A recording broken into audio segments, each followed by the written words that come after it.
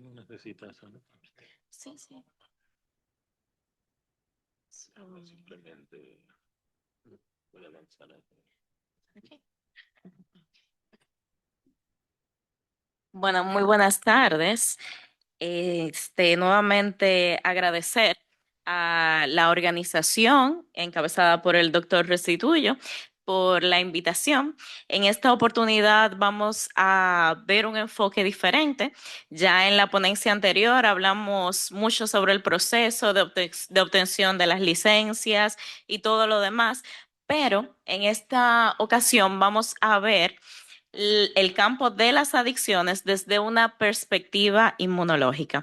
Como bien describían, yo soy egresada de la Universidad Central del Este, donde me formé como médico y tras completar todo el proceso de pasantía y demás, yo me moví a Brasil, donde realicé un PhD directo en inmunología básica y aplicada por la Universidad Federal de Amazonas. Más sin embargo, tuve la oportunidad en ese proceso de desarrollo de desenvolver mi proyecto de investigación en la Universidad de Sao Paulo.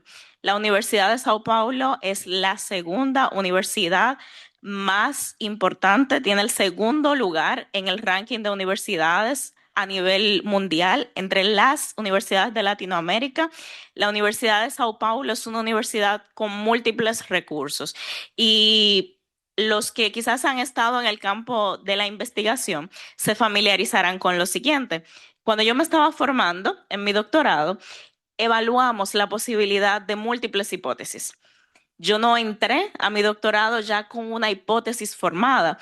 Evaluamos múltiples hipótesis y en ese proceso de evaluación exploramos esa vía de triptofano. Exploramos esa vía de la quinurenina aplicada a otros contextos, más sin embargo, en mi proceso de formación, yo tuve la oportunidad de trabajar directamente con inmunometabolismo y con neuroinmunomodulación. Entonces, en este contexto, vamos a ver otra perspectiva, más sin embargo, todo lo que estamos diciendo hoy está íntimamente relacionado.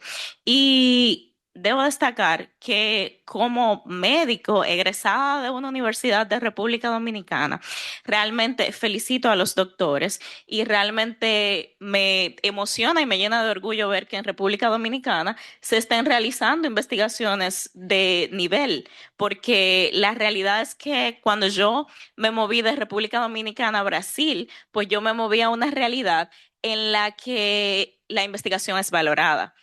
Brasil es un país que invierte mucho en investigación científica.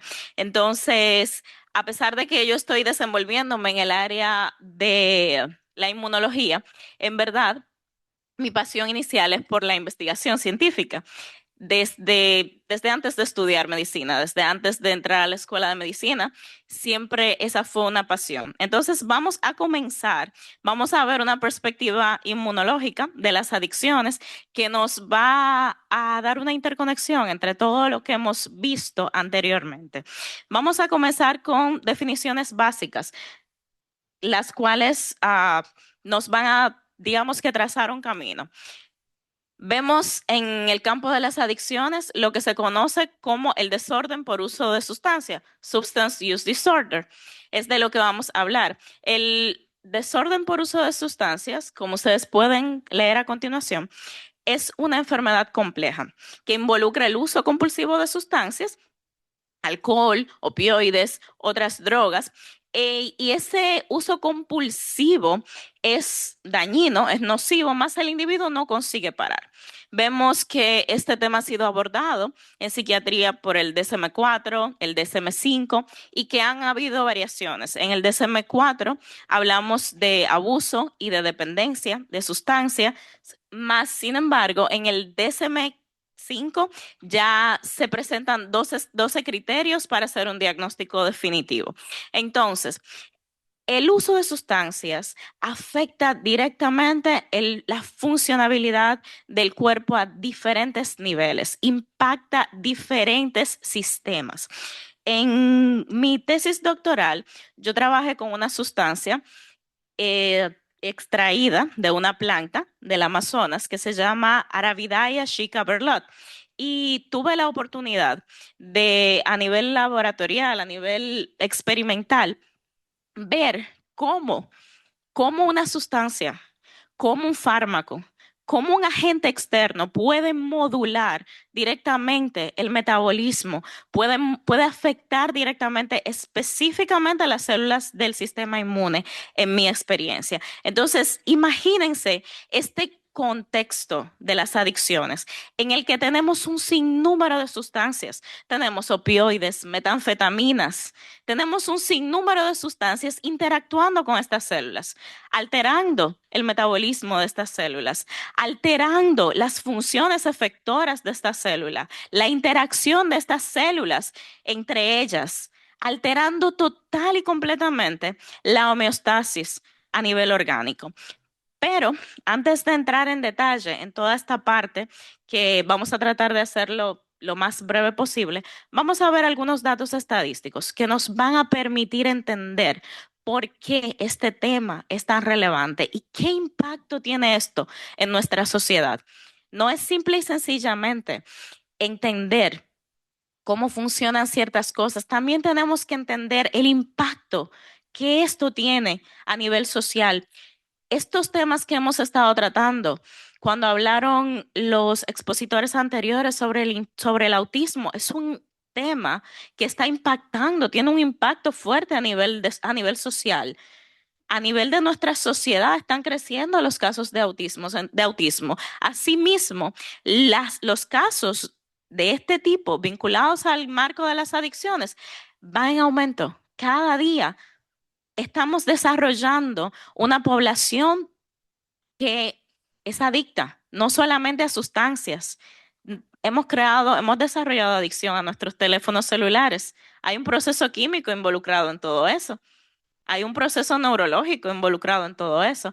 Entonces, ya que vamos creando una sociedad adicta, vamos a ver estadísticamente, ya limitándonos al contexto de las sustancias. Entonces, vemos estos datos de SAMHSA. SAMHSA no es más que Substance Abuse and Mental Health Services Administration, que nos permiten ver el qué, que las características de las personas que se involucran en consumo de estas sustancias, que desarrollan adicciones, varían dependiendo qué factores sean evaluados. Por ejemplo, en este caso podemos ver que las personas entre 21 y 34 años son las personas que tienen un consumo mayor de sustancias, si lo vemos en porcentaje. ¿Ok? Vemos que otra población altamente afectada son las personas de 35 a 44 años.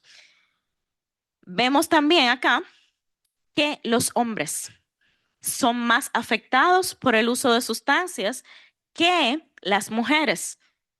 Hay un mayor número de personas desarrollando problemas de adicción en la población masculina. Vemos entonces también que cuando nos referimos al acceso a ayuda, a la búsqueda de una solución, la mayoría de las personas que acuden a los centros de rehabilitación lo hacen de manera voluntaria. En el contexto de adicciones siempre se dice que no existe tal cosa como una persona voluntaria. Lamentablemente, en el proceso se identifican otras razones por las que la persona, en la mayoría de los casos, ha acudido a rehabilitación. El segundo lugar lo tienen las personas referidas por el sistema legal, Recovery Court, personas que tienen problemas con DUI y demás. Si vemos el porcentaje de admisiones a centros de rehabilitación ya enfocados en 10 sustancias que fueron seleccionadas estadísticamente por ser las sustancias que han tenido un papel primordial en cuanto a afección, vemos que la mayoría de las personas que han acudido a estos centros vienen por problemas relacionados con el alcohol. Luego vemos las metanfetaminas y eso es muy delicado porque estas dos sustancias tienen un papel muy importante en el deterioro de la respuesta inmunológica. Si vemos estos datos del National Center for Drug Abuse, vamos a ver que la cocaína es una de las drogas más consumidas. Fue una de las más consumidas en el 2023. Más le gana la marihuana con 83,58%. ¿Qué sucede con la marihuana? Que por lo general es la puerta de entrada. Es como la mayoría de las personas comienzan a involucrarse en este contexto de adicciones. Vemos que la mayoría de las personas, muchas de estas personas, de estos americanos, en este dato estadístico vemos americanos con edades de 12 años en adelante y la mayoría han utilizado alguna vez en su vida marihuana. Muchos estudiantes universitarios, muchos jóvenes que han conseguido avanzar en la vida. Si nos sentamos y conversamos y les interrogamos, la mayoría han consumido marihuana en algún momento de su vida. Si vemos este porcentaje de admisiones ya enfocados con la formación educacional, vemos que la mayoría de estas personas tienen 12 años aproximadamente de estudio o han alcanzado un GED. Vemos entonces la morbilidad al momento de descargo de los centros de rehabilitación. Entonces vemos que un 50% de las personas están utilizando sustancias a la hora de ser dadas de alta de un centro de rehabilitación. Eso cuestiona mucho la efectividad del tratamiento para el uso de sustancias, lastimosamente. Entonces, aquí vamos a ver datos del National Center for Drug Abuse en Statistics. Vamos a ver que un 51,2% si vemos la mitad de las personas, ¿no? Con 12 años o más han utilizado drogas ilícitas en algún momento de su vida. Un 1,15 millones de personas han muerto por sobredosis desde el año 1999.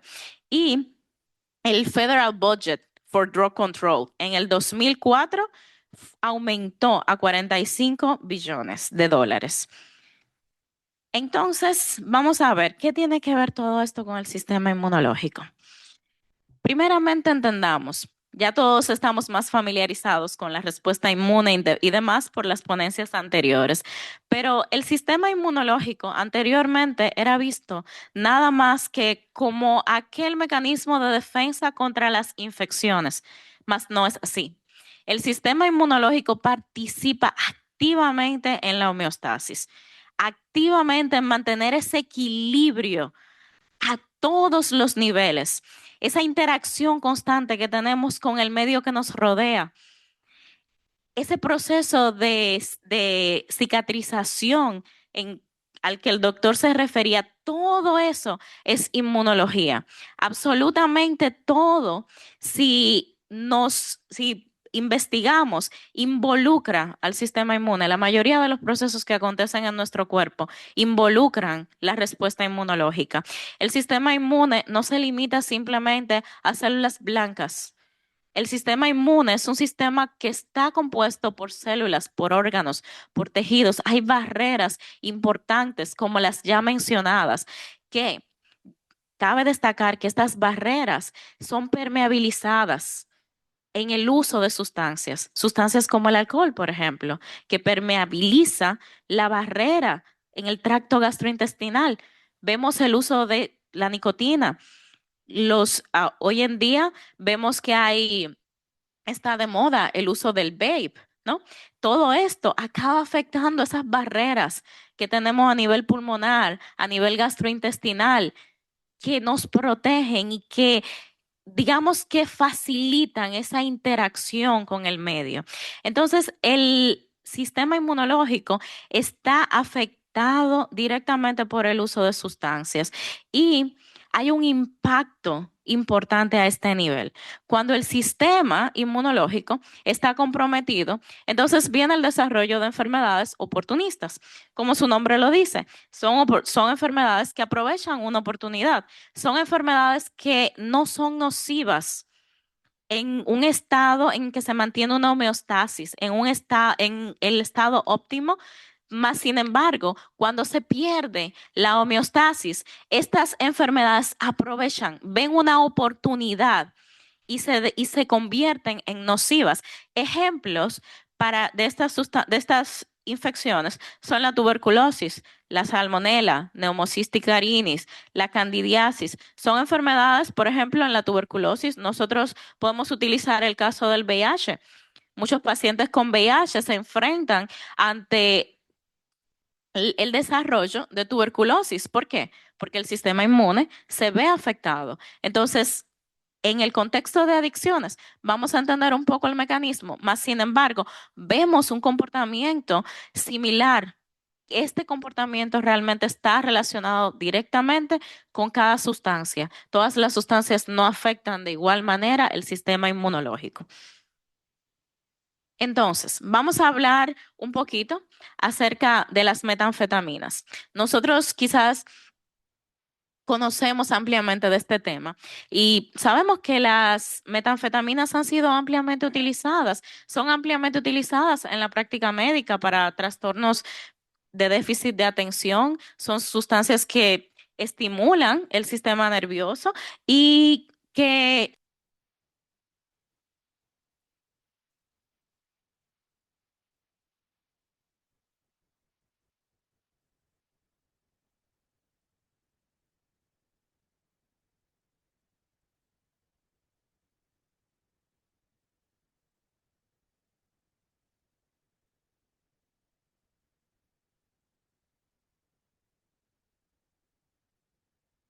anfetaminas como cristal. Y estas metanfetaminas tienen un impacto directo sobre el sistema inmunológico. No les voy a explicar esta parte de inmunidad adaptativa, inmunidad innata, porque ya fue clarificado para que podamos avanzar. Más, sin embargo, acá simplemente pueden ver las células que participan de cada uno de estos, digamos, vamos a llamarlos tipos de inmunidad, que en verdad quizás no sería la palabra ideal, más vamos a llamarlo de esta manera para facilitar la comprensión y nos va a facilitar el entender esto, entender cómo las metanfetaminas actúan. Entonces, acá vemos, utilizamos un estudio que es una revisión, un estudio de revisión como referencia. Lo pueden pueden acceder a él para que puedan obtener información más detallada. Las metanfetaminas tienen un impacto directo en la barrera hematoencefálica. Ellas causan disrupción a nivel de la barrera hematoencefálica y se acumulan a este nivel también. Ese aumento en la permeabilización de la permeabilidad de la barrera hematoencefálica va a ser traducido en múltiples diferentes contextos. Y cuando vemos el sistema inmunológico, vamos a ver células que no se supone que atraviesen esa barrera atravesándole y acumulándose y causando daño a nivel encefálico. Porque algo importante del sistema inmunológico es que las células tienen una distribución que está ampliamente ligada con su función y la función de los órganos efectores. Las células, cuando las barreras que digamos que sirven de frontera para ellas, digamos que sufren una disrupción, atraviesan y causan daños. Entonces vemos células que son parte de nuestro sistema, que promueven la homeostasis, que están en el lugar equivocado. Y como están en el lugar equivocado por la disrupción de esas barreras, entonces causan efectos nocivos. Entonces, las metanfetaminas, ¿qué efecto tienen a nivel inmunológico? ¿Qué podemos ver? Podemos ver una disminución de la función de macrófagos. Esta disminución va a ser importante. ¿Por qué? Porque en esta interacción en sistema inmune adaptativo y sistema inmune innato, nosotros vamos a ver el desarrollo de la respuesta inmunológica. Los macrófagos, ¿qué hacen?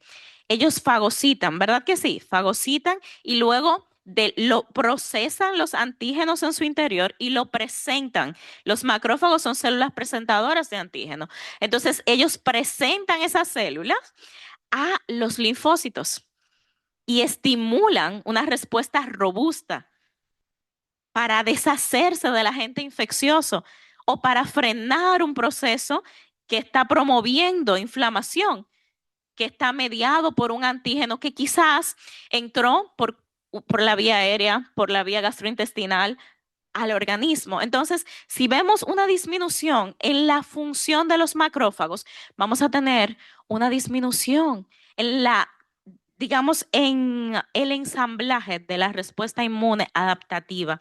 Y existen procesos infecciosos en los cuales se necesita, mire, nosotros tenemos la inmunidad innata, que es excelente, mas sin embargo, la inmunidad innata es como nuestra primera línea de defensa.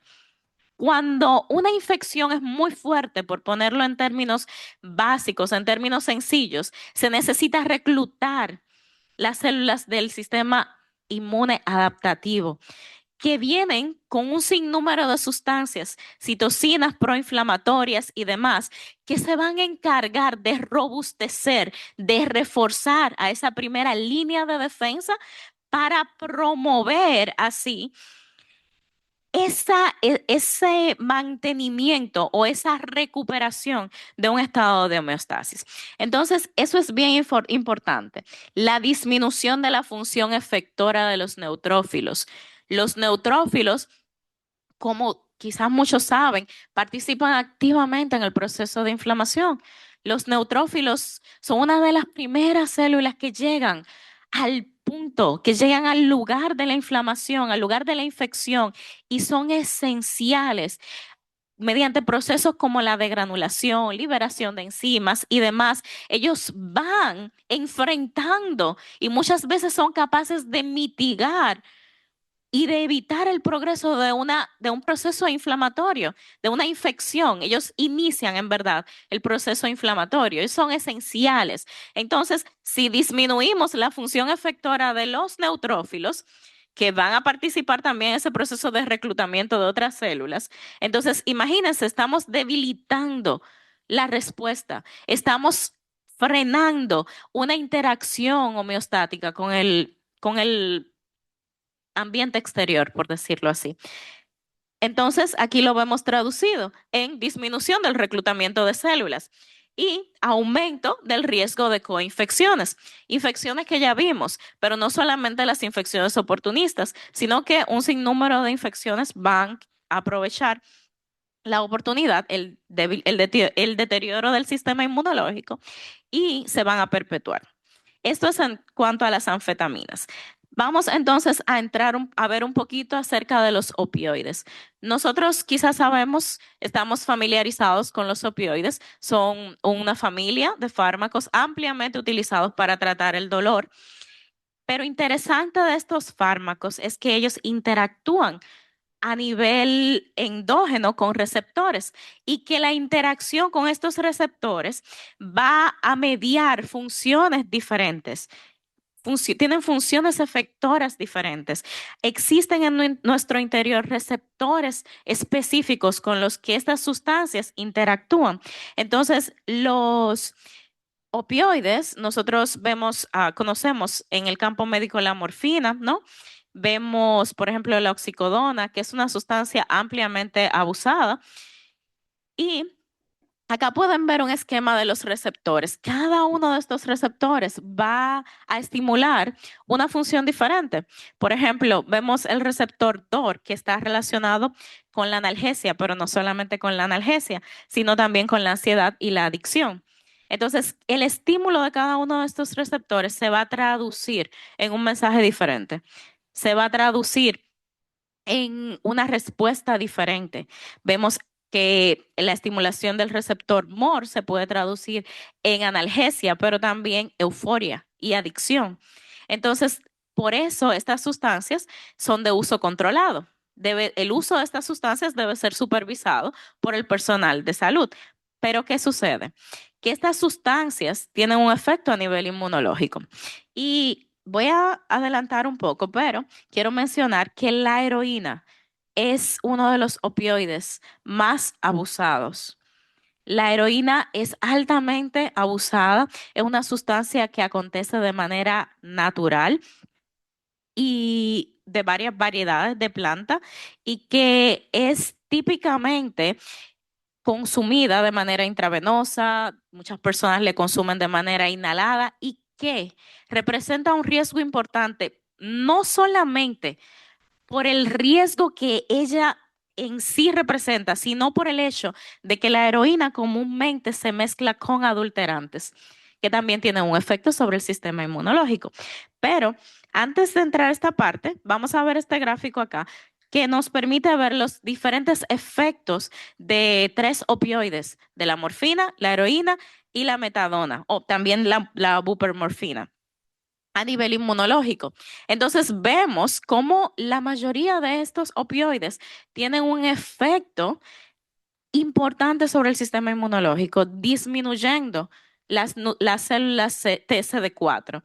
Vemos que afectan también la actividad de las células natural killer y que afectan ese ratio entre células TCD4 y células TCD8, ¿ok?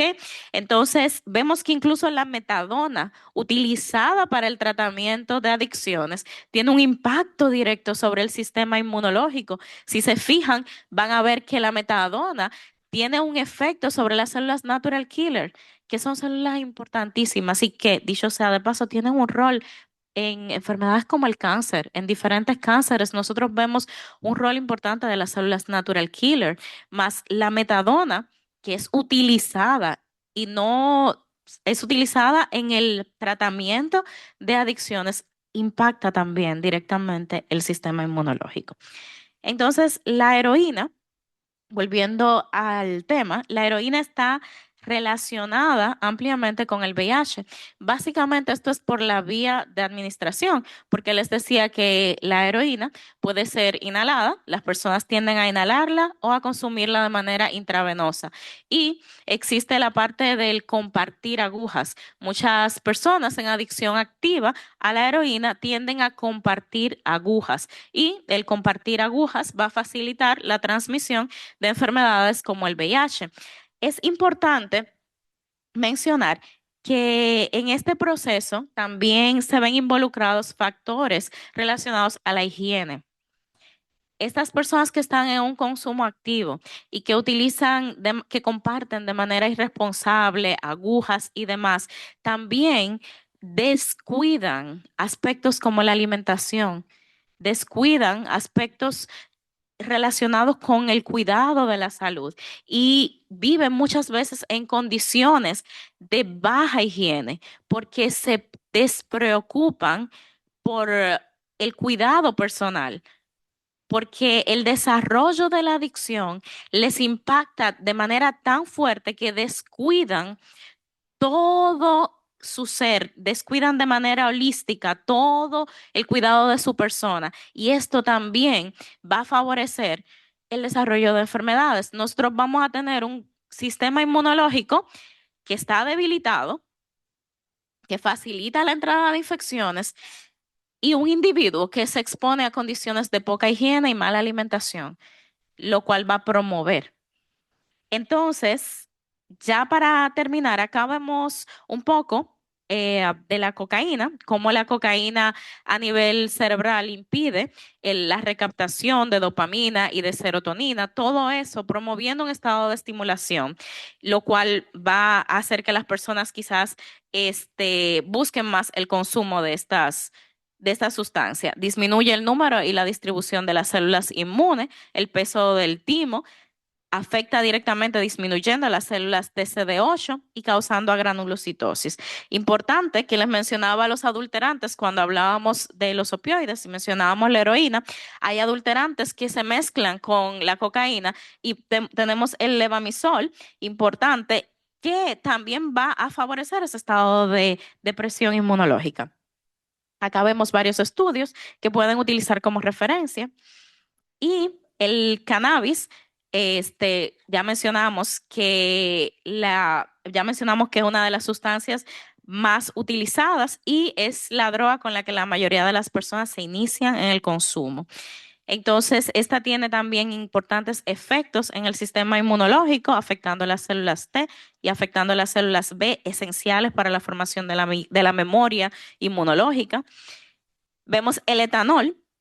El consumo de alcohol es muy popularizado y bien visto en la cultura, se promueve y es una de las adicciones más difíciles de admitir. La mayoría de las personas que están en consumo activo de alcohol, que podrían ser consideradas alcohólicas, no admiten tener un problema porque hay un contexto cultural involucrado, pero el alcohol afecta estas barreras inmunológicas de las que tanto hablamos y permeabilizándolas, entonces permite la entrada de infecciones y debilita también el sistema inmunológico.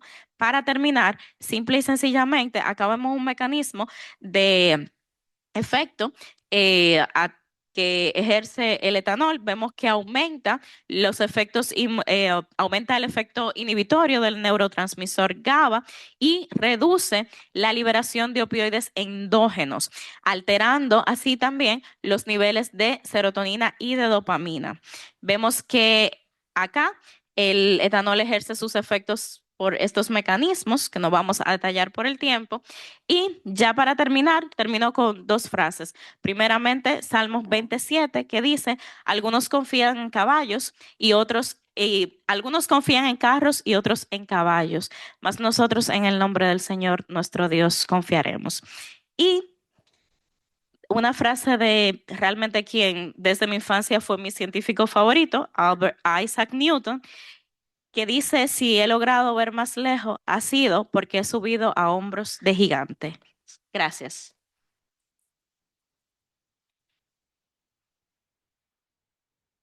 Muchísimas gracias nuevamente por la participación de la doctora Rosemary Durán Hubiera.